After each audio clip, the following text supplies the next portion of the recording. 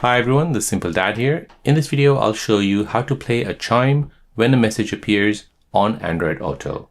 So when you get a message on Android Auto and you want it to notify you by a chime, then let me show you how to do this. So first, go ahead and bring down the quick panel menu, tap on Settings, scroll down, find Connected Devices.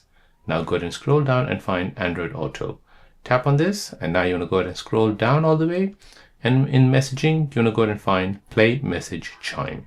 Go ahead and turn this feature on. So now whenever you get a message, it'll basically play a ding or a chime to let you know that a message has appeared on your phone, and you can go ahead and check it on Android Auto.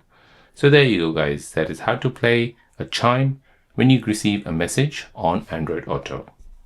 If you're new on the channel and you want to find out more about your iPhone, your Android phone, or any other social media apps, then don't forget to subscribe to this channel to become a part of the Simple Dad community.